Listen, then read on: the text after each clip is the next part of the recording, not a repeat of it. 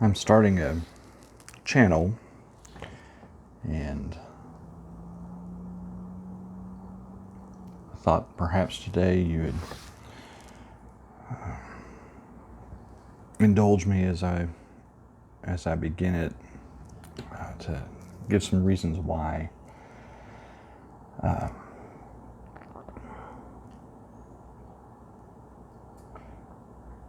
turned 50 today, and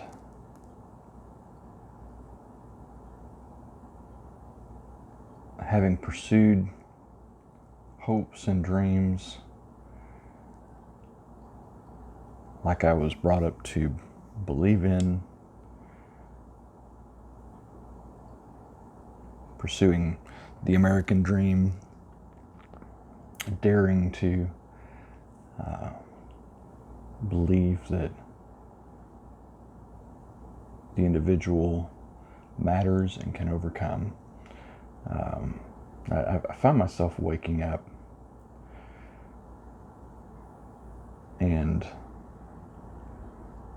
wondering if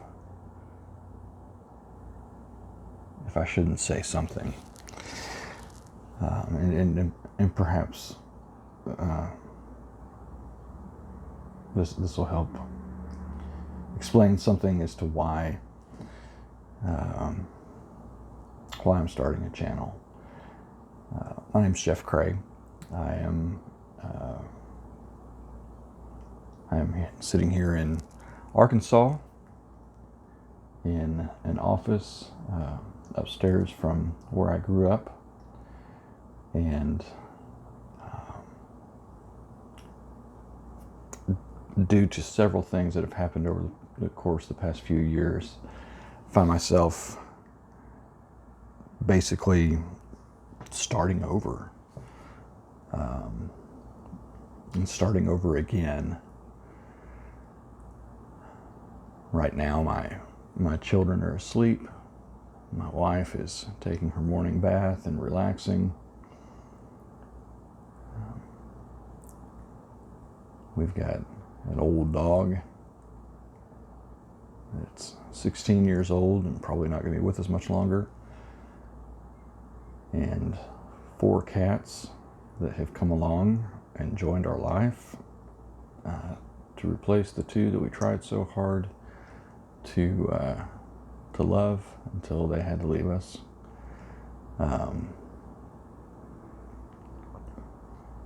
I've chased some dreams in my life because, in one sense, it was the right thing to do. In another sense, I was fool enough to do it.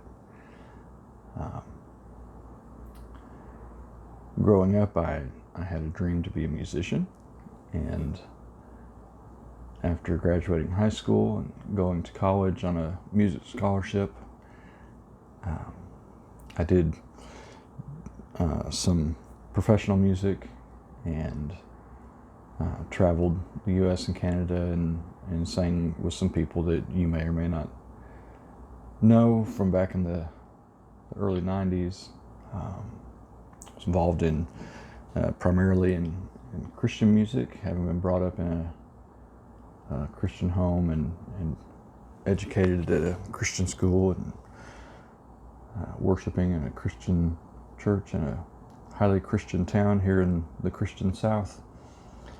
And I dropped out of school. I dropped out of college. I'm not wanting to tell the journey of my life. I just want to give some context.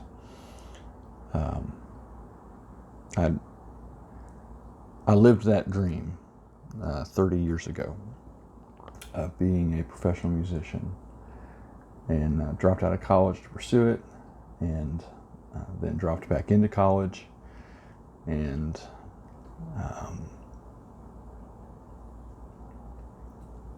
studied music and education and business, and at one point I was a history major. At another point it was not actually just history, but it was history with an eye on pre-law.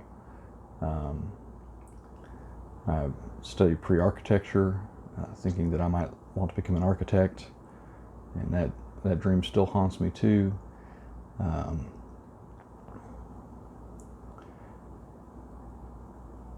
Then I dropped out of school again. I changed my major.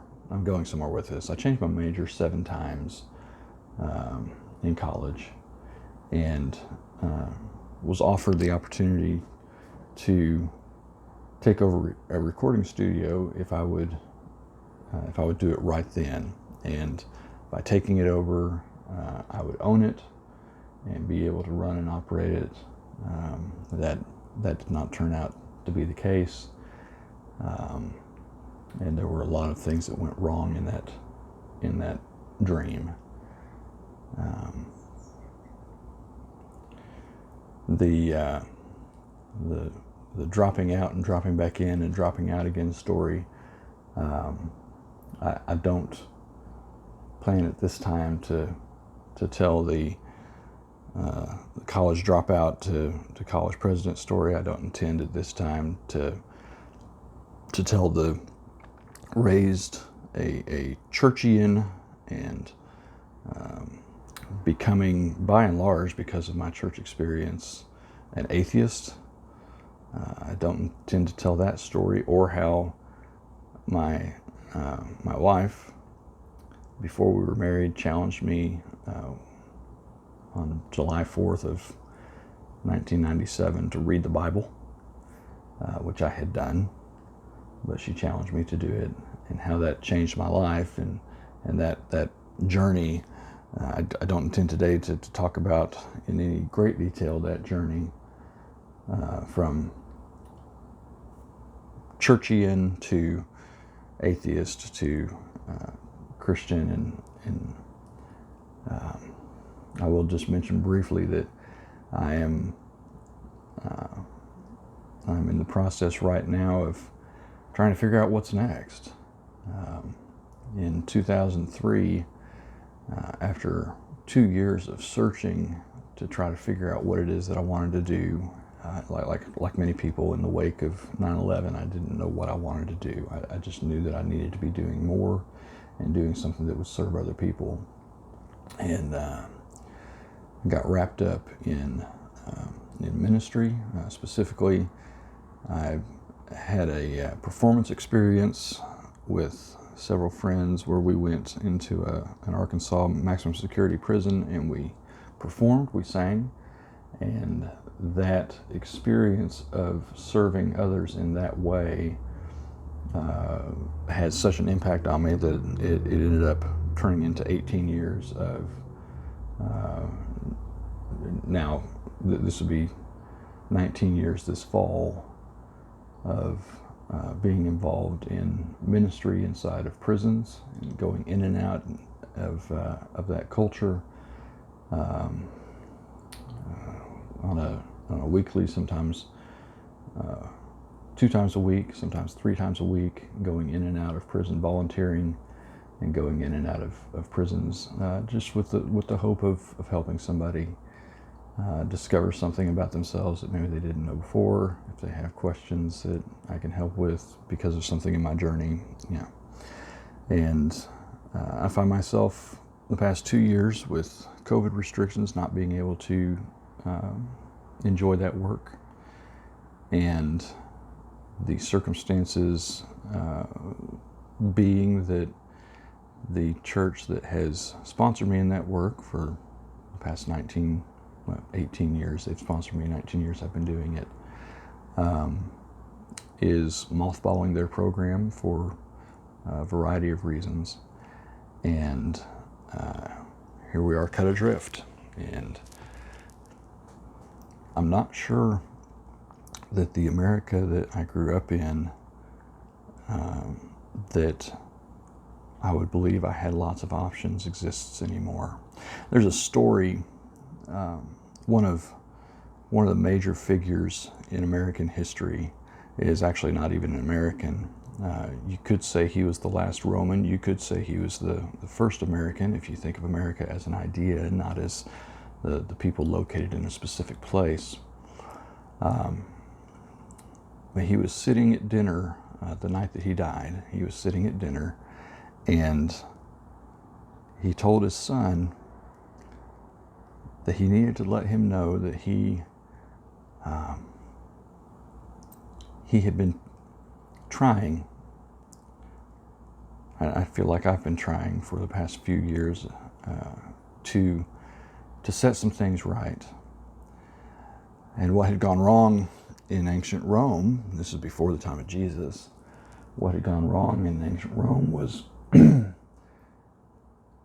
said, we are not free. You are not free. You are actually growing up. You're a son of a Roman senator, a Roman politician.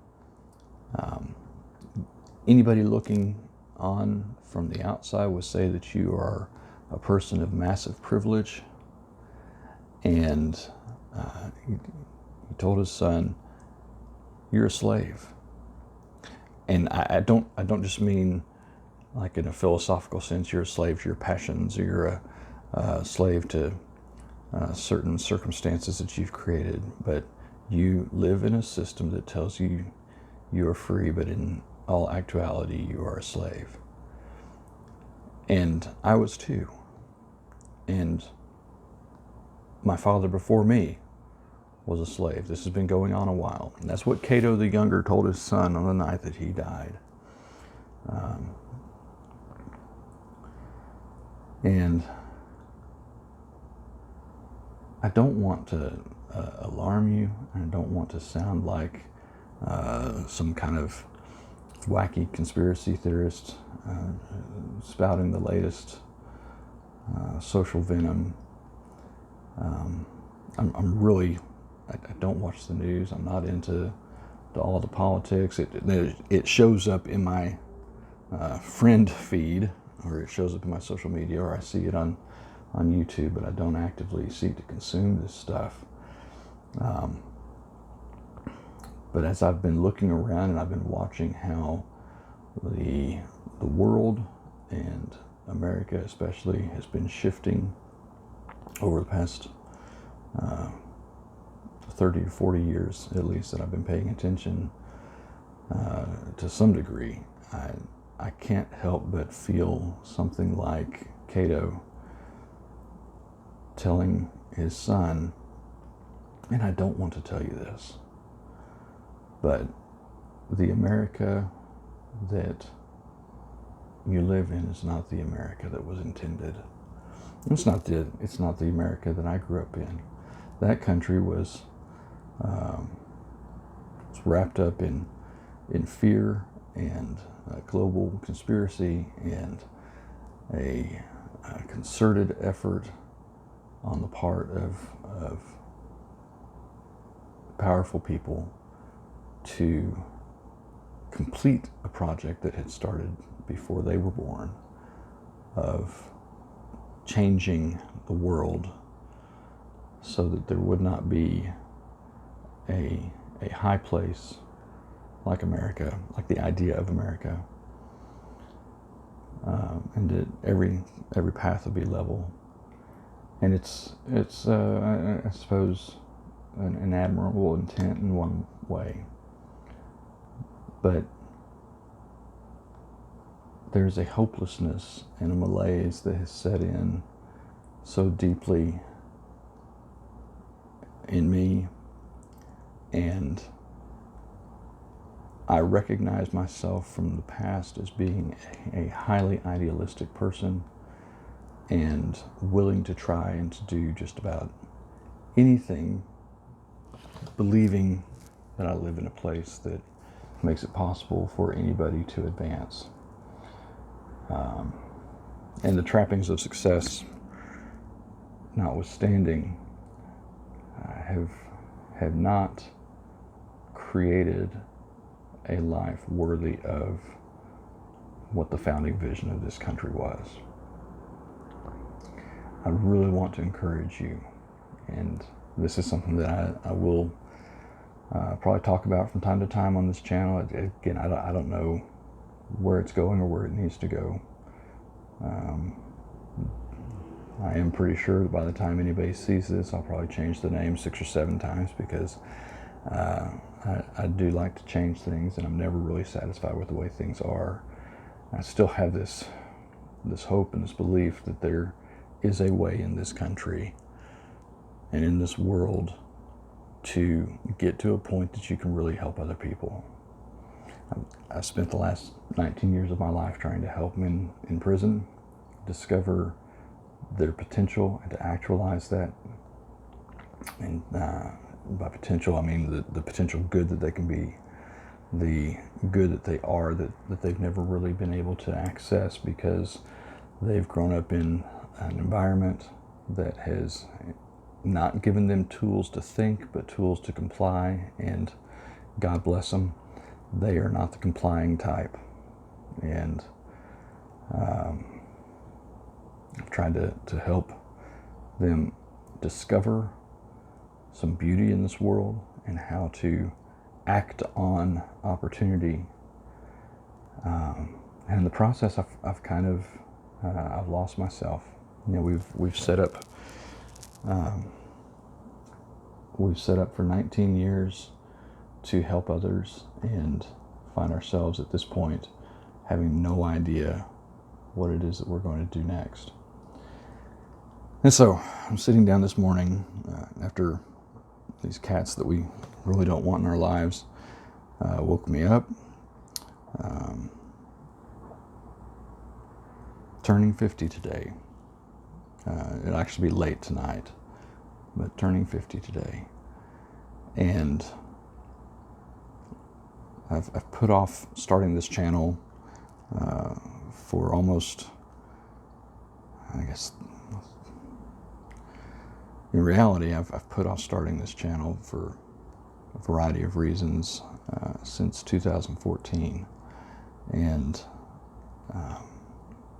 recognize that I've got to start somewhere. And I just hoped that today you would let me introduce myself and where I'm coming from and why I'm doing this. And so getting to that point, I believe that we need to get in touch with the reasons why this country was started and understand that that same battle that history and our textbooks and our teachers in their patriotism told us was over, that battle was won for a place where you can worship or not worship according to your conscience. You could believe or not believe according to your conscience. You could succeed or not succeed according to your conscience and your work ethic and your ability to innovate and dream and cooperate with others.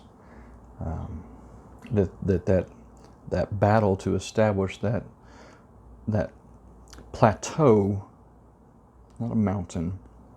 We are a city on a hill, or we were, but the battle to establish that plateau, I believed was over, and that we stood on solid ground. And what I've discovered is that every generation, and I've heard it, and it's true. I heard it all growing up, and it's true. Every generation has to fight the fight for freedom. And our liberties are one thing. Anymore, it seems like our liberties are something that have more to do with government affiliations or political affiliations than any universal idea. I don't want to talk about our liberties. I don't want to talk about our rights. I want to talk about the idea of liberty in general. And the beautiful life that, whether you're free or you're not free, the beautiful life that pursuing liberty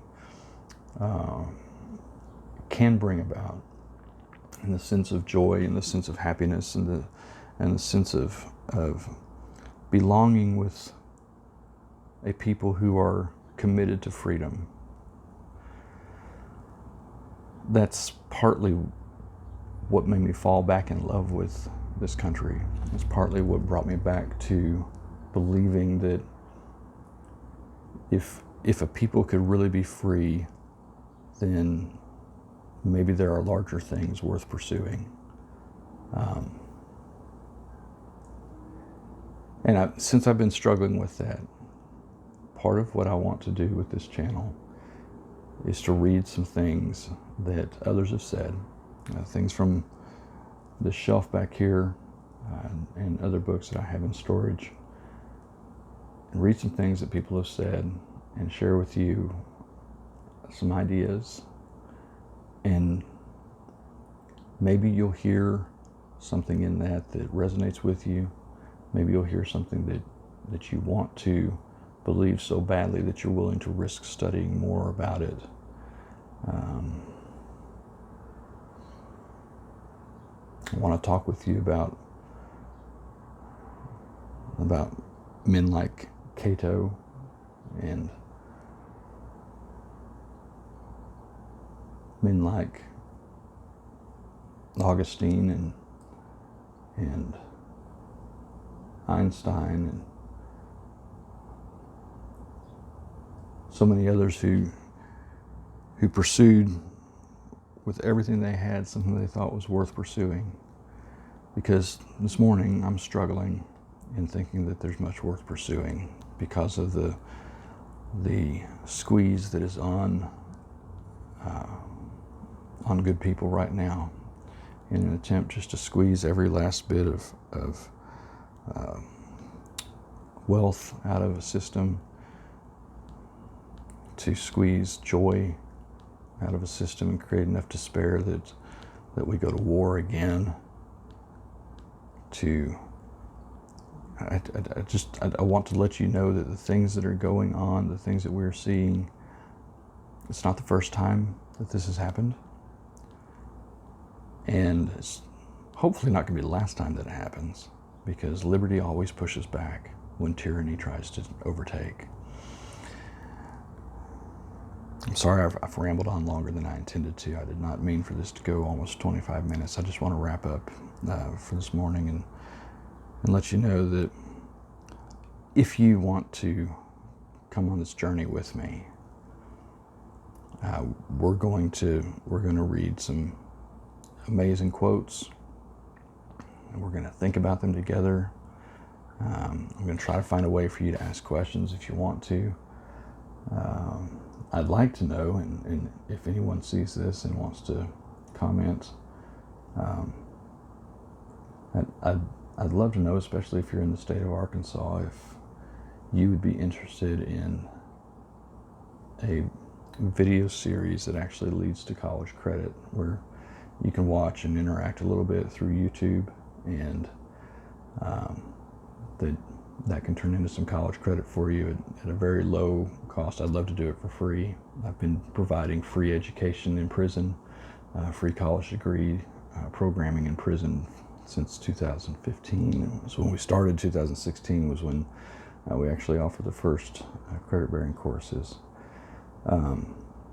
So I've got that tool in my arsenal, that asset that's sitting there waiting for somebody to value it enough to grab hold of it and want to get a college degree for next to nothing. And if you live in Arkansas, I can do that. If you don't, then one of the dreams is to accredit that college, which has been certified by the state of Arkansas, to accredit that college and to make that available to you wherever you might be watching this.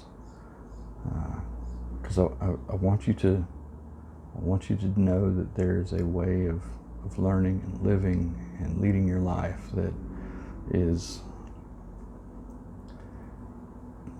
can be built on the knowledge that others have been through desperate times and have come out the other side generally intact and better for it. And that you don't have to despair, that you don't have to believe that you are the problem. Now you have problems like I have problems, and we need to work on those. But the big systemic things that are going on are not about an individual or any of the issues that the culture wars would have us believe. It's just good old-fashioned tyranny trying to step in trying to divide and conquer and turn you suspicious of your neighbors and cause you to retreat within yourself instead of leaning into the great adventure, which is life and liberty and pursuing happiness. So I'd love to talk about those things. I'd love to take you with me on this journey, and I'd love to learn what you are interested in learning. Part of what I have been able to do for myself in my studies is learn how to learn a wide variety of things, and anything that I can do to help you grow and to overcome the despair that's in this world. I want to be able to offer that. And so leave a comment, let me know if you're interested. I hope this reaches somebody. It's been good for me to talk, and I'll be back soon. Thanks.